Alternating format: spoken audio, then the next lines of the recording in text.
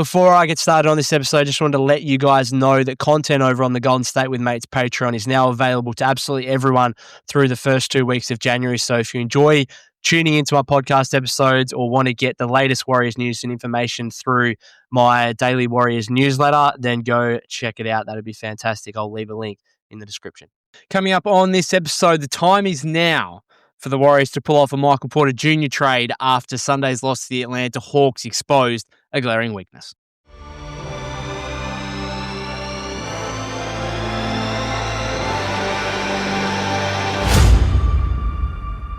Welcome back to the Golden State with Mates podcast. I'm recording this a couple of hours after the Warriors suffered a 124-111 defeat to the Atlanta Hawks at Chase Center on Sunday. Apologies for no live stream. I had to duck out and do a few things, but I thought I'd come back home and jump on and record a podcast after what was a disappointing loss for sure, no doubt. Like, the Warriors have built some momentum out of their last 11 games. They've won.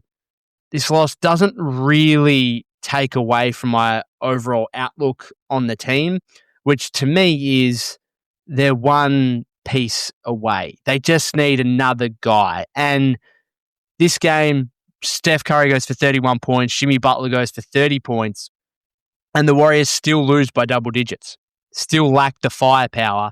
And in fairness, the final score, 124-111, actually flattered the Warriors, I thought, a little bit, given they were down by 25 early in the fourth quarter. The final 6 minutes of the third quarter, first 2 minutes of the fourth quarter, that was some really horrific basketball to watch with the Warriors getting killed. It felt like what happened the other night against the Kings, except the Warriors were on the other side of things. Obviously, they finished that game 53-19.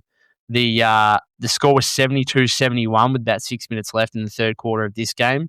The Warriors were kind of rallying after down 12 early in the third.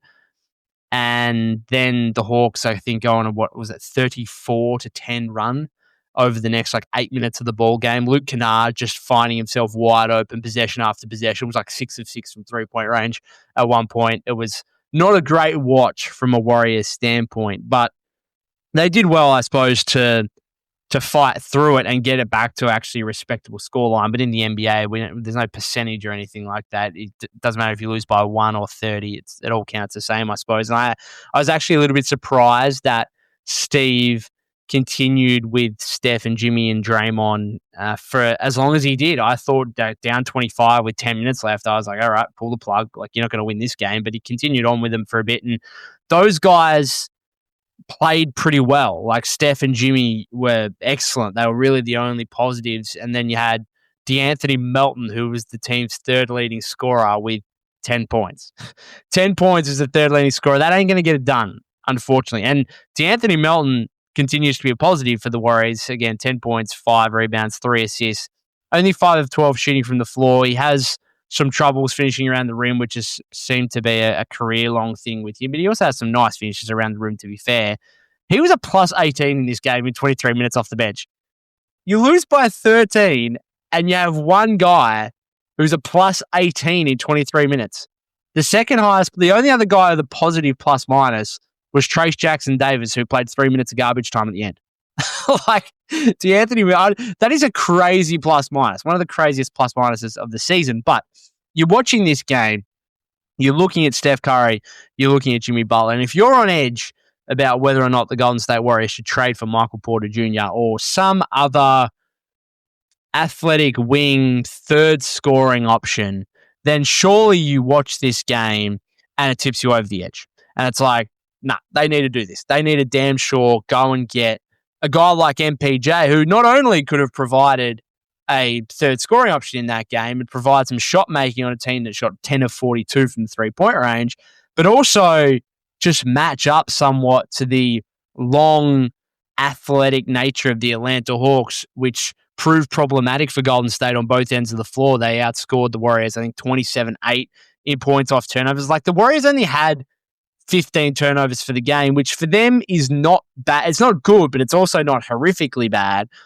And yet, again, the points off turnover differential was huge because Atlanta just took advantage. A lot of live ball turnovers. Atlanta just took advantage, finding Kennard a couple of times late in that third quarter in transition and man, that dude was just sniping it from everywhere. So you get a guy like Michael Porter Jr., you get a 6'10" long guy in there. He's not a great defender by any means, but it just allows you to, from a size perspective, have a little bit more integrity in terms of that department in matching up with a team like the Hawks, who, again, were able to capitalize on their length and athleticism with some deflections and steals defensively, getting to the rim offensively against the Warrior team where, again, Draymond's playing like 15 minutes of small ball five and stuff like that, which it is what it is at this point. Like, I'm sick of complaining about it, but there's not much. Like, Steve Kerr's going to continue doing it, so I don't know. It's just a broken record. But if you're watching it and you're watching DeAnthony Melton be the third leading scorer and initiate and run a lot of the offense, it must be said, which is like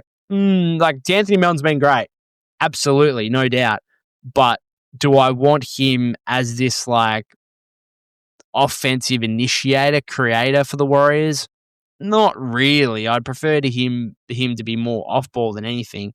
He's like running some pick and roll and stuff like that. And I don't know, man. Send it in. Michael Porter Jr. Get him to the Warriors in about 3 or 4 days here when Jonathan Kuminga's trade eligible on January 15. The other aspect of this is like there's probably 5 guys right now I trust on this team, which is probably a couple more than I thought a month ago, to be fair. And I think come playoff time, can you extend that to 7? Can you go get a 6th guy who is probably like your 3rd or 4th best player? And can you go and get another piece? Like I'm looking at this, I'm thinking MPJ would be great. Can you get something else as well? Because there's probably 5 guys on the roster right now I trust. That's Steph, that's Jimmy, that's Draymond. Now, we've been complaining about Draymond here and on this podcast a little bit as well and in the comments and whatnot. We've been complaining about Draymond a little bit over the past month. What I would say is that if a playoff series started tomorrow, I think the historical aspect of Draymond Green, the fact that he lifts for the biggest moments, the fact that he generally plays better the bigger the occasion, I would trust. I still have trust in Draymond, right? I have trust in DeAnthony Melton based on what he's shown in the last few weeks. And I still think I have faith and trust in Al Horford. He's got the experience, and again, his form since coming back on Christmas. Didn't shoot the ball great in this game, 2 of 6, 1 of 4 from three-point range, but still had 5 points, 8 rebounds, 2 assists, and a block in less than 16 minutes. So they're the 5 guys right now.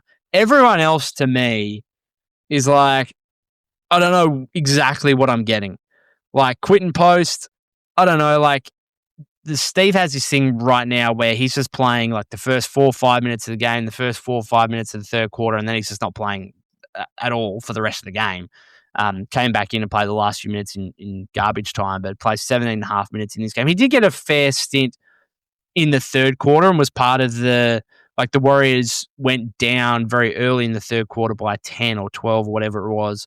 And then they rallied a little bit and got back to 1, and Post was part of that. He was a net 0 in this game. Didn't have a negative plus minus or a positive plus minus, whatever you count as 0. 8 points, 3 rebounds, 3 of 6, 2 of 5 from 3. I think one of those 3-pointers came in garbage time towards the end. So I don't know, like Steve's just not really trusting him right now, I suppose. Moody, I want to talk about Moody a bit more in a second, but you're not trusting him, and I'm not sure he's going to be on the team in a week. I don't know. We'll wait and see. Gee, I like the fact that Gee's playing a little bit more because at least some of these like Draymond at center lineups at least have Gee Santos at the 4. Like I'll give Steve that rather than have like Gary Payton II at the 4 or like, I don't know, another guard or a Will Richard type kind of thing. At least Gee is providing a little bit of size integrity there. 5 points, a couple of rebounds, 3 assists. 4 fouls, though, minus 11 in 16 minutes. GP2, 6 and 5. Like, I suppose, again, he's got experience, and kind of because of that, Steve's going to go to him in the playoffs, but I hope he's not part of like a top 7 or 8 of the rotation.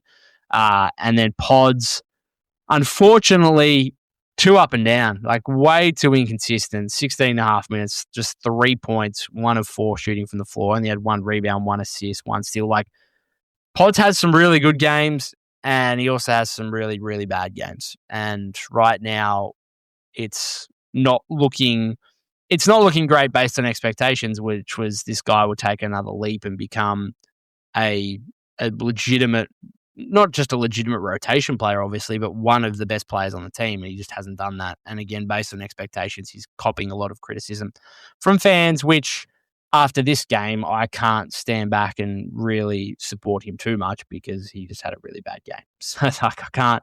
Generally, I'm probably a bit of a Pods apologist. Like I think some of the criticism he gets is a bit too significant, and he's simply based on how he has viewed himself and how the franchise has valued him.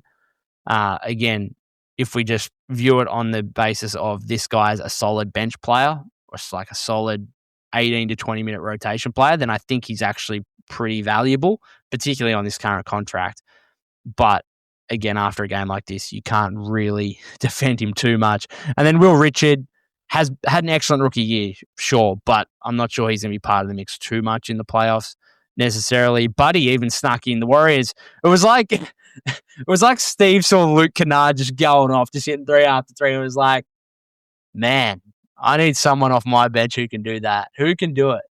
I suppose Buddy. He's shooting like 30% from 3 for the season, but anyway, let's throw him in there and see what can happen. Safe to say it didn't work. Only took 1 field goal attempt in just over 7 minutes, to be fair. 1 rebound, 1 assist, didn't do anything in 7 minutes. And again, I'm not sure he's going to be on the team moving forward. And then Trace getting garbage time at the end. I don't know, man. Like, I just think Trace could play a little bit. Like, I was actually, his 3 minutes, I know they were in garbage time. His 3 minutes were actually pretty impressive. A couple of strong finishes around the rim. I don't know. I just think he could play. It's also a spot where it's like, if he's not going to play, I wonder if the Warriors could get a big, in addition to Porter, in a trade like that, like a Dayron Sharp or someone, like someone who could just play like 12 minutes and then therefore reduce the Draymond at center minutes, but by 12, and allow means that Draymond's only playing like 5 to 8 minutes. Maybe he's closing each half, like 3 or 4 minutes each half as a small ball 5, but not doing it like they're just like start of the second, start of the fourth. That's like Draymond small ball 5 minutes locked in right now. And can you get another big, try and reduce the workload on him there, or just play post and Horford a little bit more? Like Horford still has like a 20-minute restriction, I suppose, but he only plays 16 this game. I suppose that was because it was a bit of a blowout in the fourth quarter. But yeah, this team has 5 legitimate guys that I trust, I think.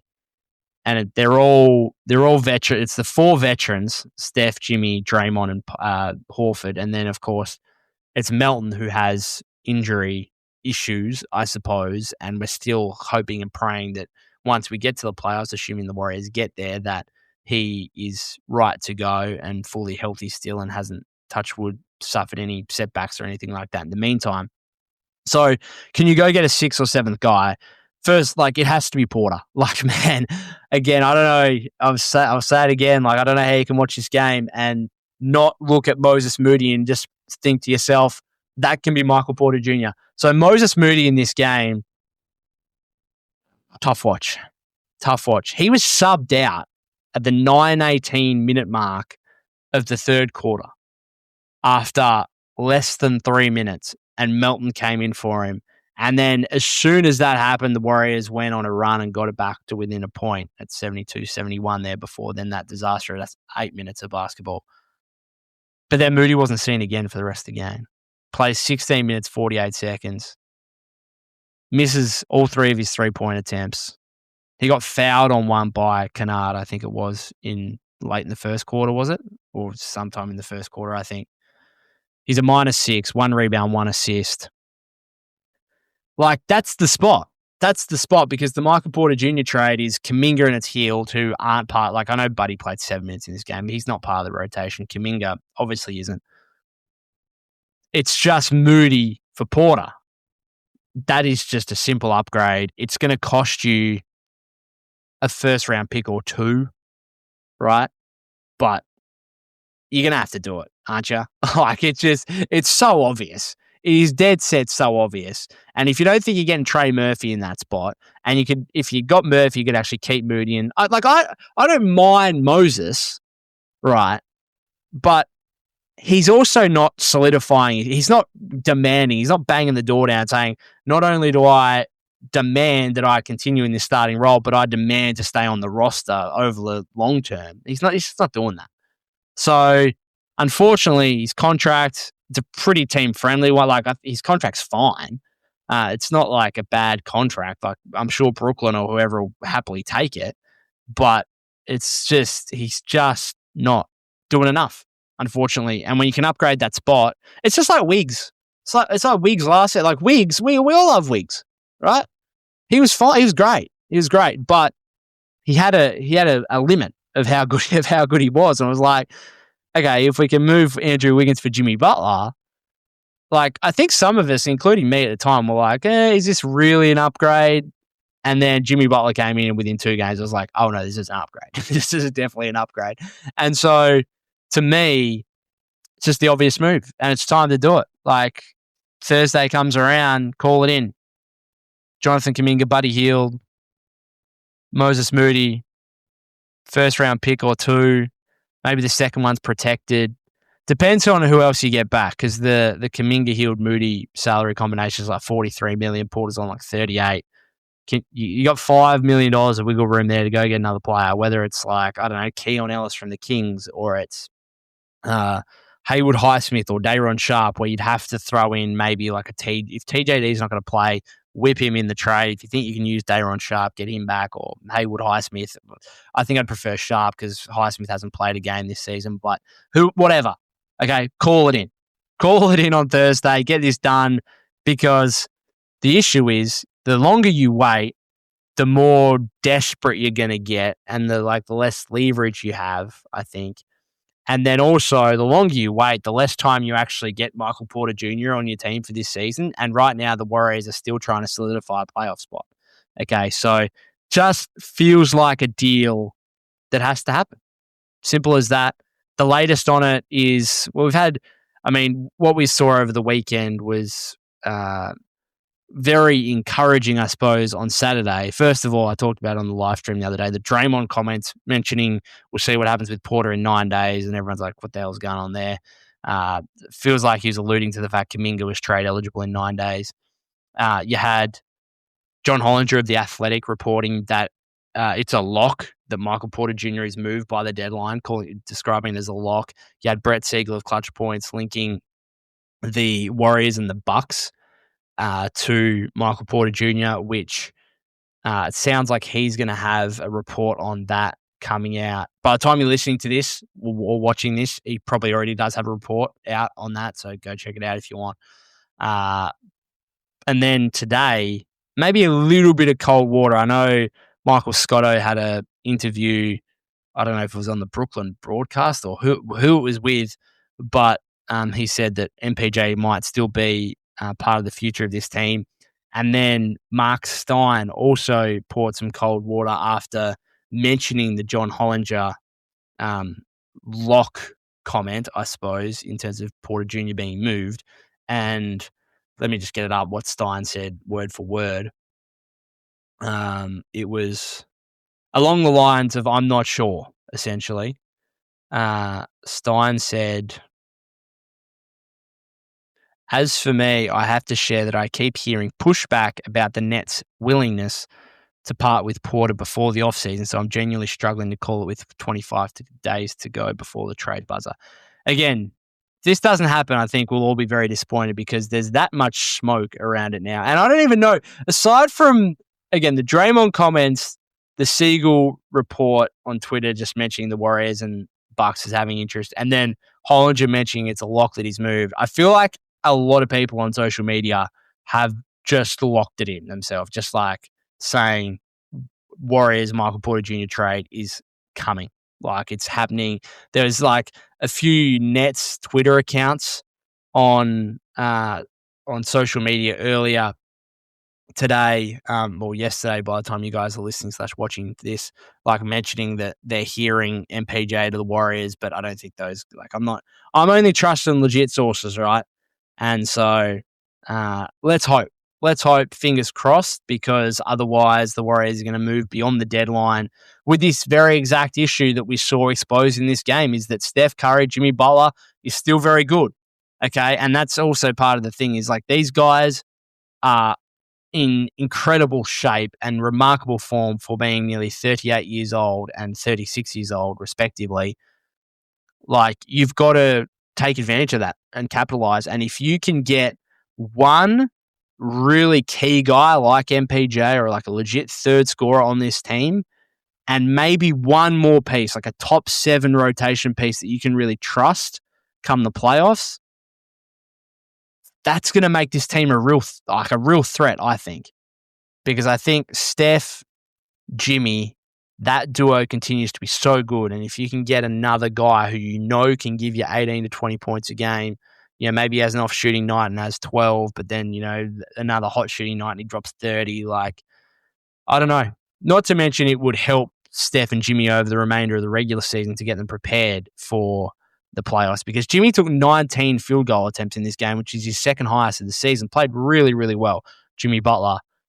But he doesn't really want to do that, does he? Like, he wants to pass. He wants to be a playmaker first and foremost. In fact, like, this was a surprisingly aggressive Jimmy game. So it was nice to see, but you can just imagine if they get a guy like Michael Porter Jr. in there, Jimmy's like, I'm happy to feed this guy. Absolutely. Now, would it work from a cultural standpoint? I don't know. I mean, MPJ is pretty outspoken with his podcast stuff and whatever else, and he can say some weird things, but who cares? He's got talent. He's averaging nearly 26 points a game this season, shooting nearly 50% from the floor, 40% from three. I don't know, guys. Don't know. Tell me how you can watch that game and not want to trade for Michael Porter Jr. in the next week, essentially, in the next 3-4 days when JK becomes trade eligible. I'm going to finish it up there. Thank you very much for tuning in. If you haven't subscribed to the YouTube channel already, that would be greatly appreciated. You can follow me at POC252. That's POK252 on X/Twitter. Remember, content on the Golden State with Mates Patreon is still free for the rest of this week. So go and check out more of my content there as well. Also giving away Shot Ready, book by Steph Curry as well at the end of the month for Best Mate members. So please consider becoming a member if you haven't already.